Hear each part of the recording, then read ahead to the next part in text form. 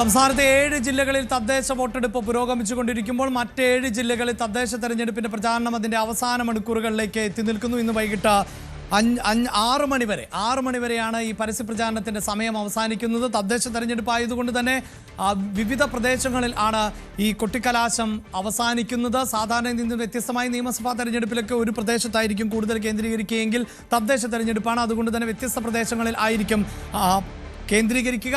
തൃശ്ശൂർ മുതൽ ഉള്ള ജില്ലകളിലാണ് തൃശ്ശൂർ, പാലക്കാട്, മലപ്പുറം, കോഴിക്കോട്, വയനാട്, കണ്ണൂർ, കാസർഗോഡ് അങ്ങനെയുള്ള 7 ജില്ലകളിൽ ആണ് ഇപ്പോൾ ശശി തരൂർ വോട്ട് ചെയ്തതിന് ശേഷം പ്രതികരിക്കുകയാണ്. 45 വർഷമായിട്ടാണ് ലെഫ്റ്റ് ഭരിക്കുന്നത്.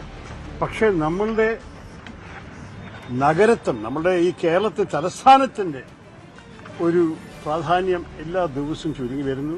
പല വിധത്തിലും നമുക്ക് ഓരോരോ ബുദ്ധിമുട്ടുകൾ കാണാൻ സാധിക്കുന്നുണ്ട്.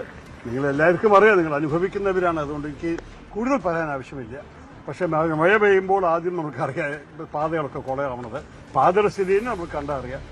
ഡ്രെയിനേജ് ഇല്ല, സാനിറ്റേഷനെ മാലിന്യം എല്ലാവരുടെയും ഇറങ്ങുന്നു. ഈ സ്ഥിതിയിൽ നമ്മൾക്കൊരു പുതിയ ഭരണം കൊണ്ടുവന്നിട്ട് ഈ നഗരത്തിൽ നന്നായി. എന്തായാലും തിരുവനന്തപുരത്തെ വോട്ടർ ആയിട്ടുള്ള ശശി തരൂർ, തിരുവനന്തപുരത്തെ MP ആയിട്ടുള്ള ശശി തരൂർ തിരുവനന്തപുരത്ത് മാറ്റമുണ്ടാകണം എന്ന് പറയുമ്പോൾ അവിടെ UDF ഇത്തവണ കോർപ്പറേഷനിൽ അധികാരത്തിൽ വരണം എന്ന് തന്നെയാണ് പറഞ്ഞു വെക്കുന്നത്. ശക്തമായ ത്രികോണ മത്സരമാണ് നടക്കുന്നത്. ഇനി നമ്മൾ കൊട്ടിക്കലാശത്തിന്റെ വാർത്തയിലേക്ക് പോകുമ്പോൾ ആദ്യം CV അനുമോദിലേക്കാണ് പോകുന്നത്. അനുമോദ്, 7 ജില്ലകൾ കൊട്ടിക്കലാശിക്കുകയാണ്. വീറും വാശിയും നിറഞ്ഞ ഒരു പോരാട്ടത്തിനാണ് മലബാർ മേഖല. നമുക്ക് ഈ അടുത്ത ഘട്ടത്തെ പൊതുവെ അങ്ങനെ വിശേഷിപ്പിക്കാം. തൃശ്ശൂർ മുതൽ കാസർഗോഡ് വരെയുള്ള മണ്ഡലങ്ങളെ പരിശോധിക്കുമ്പോൾ അതിൽ തന്നെ ഇന്ന് തെരഞ്ഞെടുപ്പ് നടക്കുന്നതിൽ നിന്ന് വ്യത്യസ്തമായ രാഷ്ട്രീയമുള്ള ഭൂപ്രദേശങ്ങളടക്കമാണല്ലോ. ഞാൻ വളരെ പെട്ടെന്ന് എത്താൻ ശശി തരൂരിന്റെ പ്രതികരണം തുടരുകയാണ്. നമ്മൾ ആ എഫേർട്ട് എടുക്കണം, നമ്മൾ ഇറങ്ങണം, വോട്ട് ചെയ്യണം. അങ്ങനെ നമ്മൾക്ക് നമ്മുടെ ഭാവിയെ നമ്മുടെ കയ്യിൽ വീണ്ടും എടുക്കാൻ സാധിക്കില്ല. അതാണ് എൻ്റെ അഭ്യർത്ഥന. അത് കഴിഞ്ഞിട്ട് ഞാൻ പറയട്ടെ, നമ്മൾക്ക് പുതിയ സ്ഥാനാർത്ഥികൾ, യുവ സ്ഥാനാർത്ഥികൾ, പുതുമുഖങ്ങൾ. പക്ഷേ വെറും മുഖത്തിന്റെ കാര്യം മാത്രമല്ല, അവർ കഴിവും നോക്കി, അവരുടെ അറിവും നോക്കി, അവർ ജനകീയരായ സ്ഥാനാർത്ഥികളായിട്ടാണ് ഞങ്ങൾ അവരെ എത്തിക്കുന്നത്. അപ്പോൾ എനിക്ക് തോന്നുന്നു ഈ തവണ സാധ്യതകൾ നല്ലതാണ് UDFന്റെ. എന്തായാലും മാറ്റത്തിന് വൈകുന്ന ജനങ്ങളുടെ മനസ്സിൽ നല്ലോണം ചെയ്തു. ഞാൻ പറയട്ടെ, നമുക്ക് ഒരു ജുഡീഷ്യൽ ജഡ്ജ്മെന്റിനെ കുറിച്ച്, ഒരു വിധിയെക്കുറിച്ച് നമ്മൾ സംസാരിക്കുന്നത് ശരിയല്ല. പലവർക്കും ചോദ്യങ്ങളുണ്ട് ഇതിൽ. ഇങ്ങനെയൊരു ഇൻസിഡന്റ് സംഭവിക്കുമ്പോൾ എല്ലാവർക്കും അറിയാം, നമ്മൾ എല്ലാവരും വിക്ടിമിന്റെ ഒപ്പം, സർവൈവറിന്റെ ഒപ്പമാണ് നിൽക്കേണ്ടത്. ഞാനും അവരോടൊപ്പം തന്നെയാണ് നിൽക്കുന്നത്. അതിൽ ജഡ്ജ് കണ്ടുപിടിച്ച തീരുമാനത്തെ ചോദ്യപ്പെടുത്താൻ നമുക്ക് ആർക്കും അവകാശമില്ല.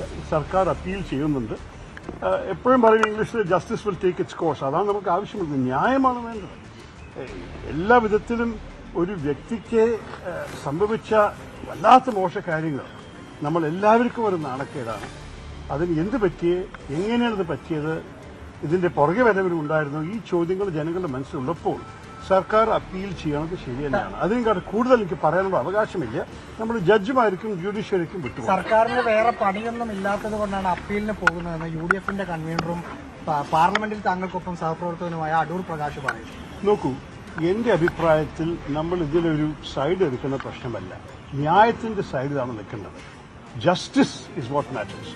അപ്പോ ഈ സർവൈവറിന്റെ വിഷയം നിങ്ങൾ എല്ലാവർക്കും അറിയാം. അവർക്ക് നല്ല ധൈര്യത്തോടെ ഇതിനെ മുന്നോട്ട് കൊണ്ടുപോകാൻ സാധിച്ചതിന് നമുക്ക് സല്യൂട്ട് ചെയ്യണം. കാരണം പല കേസുകളിലും ഈ വിഷമങ്ങളും ബുദ്ധിമുട്ടും പ്രഷേഴ്സും ഒക്കെ സംഭവിക്കുമ്പോൾ പല മഹിളകൾ ഇങ്ങനെയുള്ള കേസിനെ മുന്നോട്ട് കൊണ്ടുപോയിട്ടുണ്ട്. ഇവർ 8 വർഷം ഇനി മുന്നോട്ട് കൊണ്ടുപോയ ശേഷം അവർക്കും അവസാനത്ത് ന്യായം കിട്ടി, ജസ്റ്റിസ് കിട്ടിയെന്നൊരു തോന്നലുണ്ടാവണം. അതുകൊണ്ട് ആ പ്രോസസ്സ് നടക്കട്ടെ. അഥവാ ഈ ജഡ്ജ്മെന്റ് കറക്റ്റ് ആയിരുന്നുണ്ടെങ്കിൽ ഹൈക്കോടതി തീരുമാനിക്കട്ടെ. നമ്മൾ എന്തിനാണ് ഇവിടെ ഇരുന്നിട്ട് തീരുമാനിക്കണം? നമ്മളുടെ കയ്യിൽ എല്ലാ എവിഡൻസും ഇല്ലല്ല. അത് ന്യായം വരട്ടെ. അതാണ് ഈ സമൂഹ മാധ്യമങ്ങളിലേക്ക് താങ്കൾക്ക് വീർ സവർക്കർ പുരസ്കാരം കിട്ടി എന്ന ഒരു പോസ്റ്റ് മാത്രമേ കേട്ടിട്ടുണ്ട്. എനിക്കൊരു പിടുത്തമില്ല ആരാണ് ഈ അവാർഡ് തന്നിരിക്കുന്നത്, ആർക്കാണ് ഇത് കൊടുത്തിരിക്കുന്നത്, ആരുടെ കയ്യിലാണ് കിട്ടേണ്ടത്. ഞാൻ ഇങ്ങനെ ഒരു അവാർഡ് സ്വീകരിച്ചിട്ടേ ഇല്ല. അത് ആദ്യത്തെ തവണ ഞാൻ കേൾക്കുന്നത്. അതിനെക്കുറിച്ച് കുറച്ച് അന്വേഷിക്കട്ടെ. നമ്മൾ ഇപ്പോഴെന്തായാലും എന്റെ അറിവ് നിങ്ങളാണ് തരുന്നത്, അതുകൊണ്ട് എന്നോട് ചോദിച്ചിട്ട് ഒരു കാര്യമില്ല. ഈ അവാർഡിന്റെ പ്രസക്തി എന്താണെന്ന് എനിക്കൊരു പിടുത്തമില്ല. അങ്ങനെ ഒരു നോക്കൂ, UDF കൺവീനർ പല അദ്ദേഹത്തോട് ചോദിച്ചു. ഇതിലൊരു പാർട്ടി ലൈനിലൊരു വിഷയമല്ല. നിങ്ങളൊരു കാര്യം മനസ്സിലാക്കണം, എല്ലാ വ്യക്തികൾക്കും ഉണ്ടാവാം. അതുകൊണ്ട് ഞാൻ എന്റെ പറയാനുള്ളത് പറഞ്ഞു കഴിഞ്ഞാൽ ഞാൻ പറയുന്നത് ഓരോ പദവിക്കും അതിൻ്റെതായിട്ടുള്ള അർഹതയില്ലേ? അപ്പൊ അങ്ങനെ ഒരു പദവിയിലിരിക്കുന്ന ആളാണ് പറഞ്ഞത് സർക്കാർ എന്തിനാണ് അപ്പീൽ പോകുന്നതെന്ന്. സർക്കാർ അത് ഇന്നൊരു വോട്ടെടുപ്പ് ദിവസമാണ്. എന്റെ അഭിപ്രായത്തിൽ അഥവാ ഈ മഹിളയുടെ മനസ്സിൽ അവരെ പിന്തുണ കൊടുക്കുന്ന എല്ലാവരും മനസ്സിൽ ചില ചോദ്യങ്ങൾ ഇപ്പോഴും ഉണ്ടെങ്കിൽ ആ ചോദ്യങ്ങളെ പൂർത്തിയാക്കാൻ വേണ്ടി സർക്കാർ മുന്നോട്ട് പോട്ടെ. എനിക്ക് ഈ സർക്കാരിന്റെ കേസിൽ ജഡ്ജിമാരെ തെരഞ്ഞെടുപ്പ് ദിവസവും ഒരു കോൺഗ്രസ് എംഎൽഎ ഒടുവിലാണ്. അദ്ദേഹത്തെ കോൺഗ്രസ് പുറത്താക്കിയില്ലേ? അപ്പൊ വേറെ അത് പാർട്ടിയോട് ചോദിച്ച കാര്യമുണ്ടോ? ഇന്ന് രാവിലെ വീണ്ടും അടൂർ പ്രകാശ് ദിലീപിന് വേണ്ടി സംസാരിക്കുന്നു. ഒരു കാര്യം മനസ്സിലാക്കണം, ഞാൻ വല്ലതും പറയുകയോ ചെയ്യുകയോ ചെയ്താൽ നിങ്ങൾ എന്നോട് ചോദിച്ചോളൂ.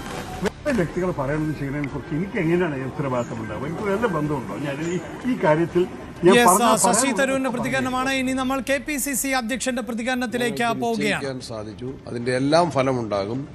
സർക്കാരിനെതിരെയുള്ള ശക്തമായ ജനവികാരമുണ്ട്. അത് ശബരിമല വിഷയം കൂടി വന്നപ്പോൾ കൂടുതൽ ബലപ്പെട്ടു. ശബരിമലയിൽ മോഷണ കേസിൽ കേരളം കണ്ട ഏറ്റവും വലിയ ഗുരുതരമായ മോഷണ കേസിൽ കോടതി റിമാൻഡ് ചെയ്ത് ജയിലിൽ കഴിയുന്ന പ്രതികളെ ഇപ്പോഴും CPM സംരക്ഷിച്ചുകൊണ്ടിരിക്കുകയാണ്. അവർക്കെതിരെ പാർട്ടി കമാ എന്നൊരക്ഷരം മിണ്ടിയിട്ടില്ല. ഒരു അച്ചടക്ക നടപടിയുടെ ഭാഗമായിട്ടൊരു നോട്ടീസ് പോലും നൽകിയിട്ടില്ല, സസ്പെൻഡ് ചെയ്തിട്ടില്ല, പുറത്താക്കിയിട്ടില്ല. സാധാരണ CPM സ്വീകരിക്കുന്ന ഒരു ശിക്ഷയുണ്ട്, സെൻസർ എന്ന് പറഞ്ഞാൽ ഒരു താക്കീത്, അതുപോലും ചെയ്തിട്ടില്ല. പ്രതികളെ പൊതിഞ്ഞ് സംരക്ഷിക്കുകയാണ്. മോഷണക്കേസിലെ, ശബരിമല കൊള്ളക്കേസിലെ പ്രതികളെ പൊതിഞ്ഞ് സംരക്ഷിക്കുകയാണ് CPM പാർട്ടിയും ഗവൺമെന്റും. ഹൈക്കോടതി ഏറ്റവും അവസാനം പറഞ്ഞിട്ടുള്ളത് കൂടുതൽ വൻകിടക്കാർ ഇതിൽ പ്രതി ചേർക്കപ്പെടേണ്ടതുണ്ട് എന്നാണ്. ഹൈക്കോടതിയുടെ ആ നിരീക്ഷണം ഉണ്ടായിട്ട് ആഴ്ചകൾ കഴിഞ്ഞു. പക്ഷേ പോലീസ് മുതിർന്ന ആളുകളിലേക്ക്, ഉന്നതന്മാരിലേക്ക് എത്തിയിട്ടില്ല. പോലീസിന് നിയന്ത്രണമുണ്ട്. അതെല്ലാം ജനങ്ങൾ നന്നായിട്ട് മനസ്സിലാക്കുന്നുണ്ട്. ജനജീവിതം വലിയ ദുസ്സഹമായിട്ട് മാറിയിട്ടുണ്ട്. വിലക്കയറ്റം, കാർഷിക മേഖലയുടെ തകർച്ച, തീരദേശത്തെ വറുതിയും പ്രയാസങ്ങളും, തൊഴിലില്ലായ്മ, വന്യമൃഗശല്യം, സാമ്പത്തിക രംഗത്തെ കെടുകാര്യസ്ഥത, അക്രമ രാഷ്ട്രീയം, ക്രമസമാധാന തകർച്ച, അഴിമതി, ഇതെല്ലാം ഗൗരവത്തിൽ ജനങ്ങളുടെ മുൻപിൽ കൊണ്ടുവരാൻ UDFന് സാധിച്ചിട്ടുണ്ട്. കേരളത്തിലൊരു ഭരണമാറ്റത്തിൻ്റെ ആവശ്യം ജനങ്ങൾ മനസ്സിലാക്കുന്നു. അതിൻ്റെ മുന്നോടിയായിട്ട് കൂടി തദ്ദേശ തെരഞ്ഞെടുപ്പിലും നല്ല റിസൾട്ട് UDFന് അനുകൂലമായിട്ടുണ്ടാകും. അതിൻ്റെ നല്ല സൂചനകളാണ് എല്ലാ സ്ഥലത്തു നിന്നും. ഇപ്പോൾ തിരുവനന്തപുരത്തെ 2 മുതിർന്ന നേതാക്കന്മാരാണ് എന്നോടൊപ്പം ഉള്ളത്. ഇവരെല്ലാം തികഞ്ഞ വിജയപ്രതീക്ഷയിലാണ്. എല്ലാ ജില്ലകളിൽ നിന്നും ഞങ്ങൾക്ക് അനുകൂലമായ പ്രതികരണം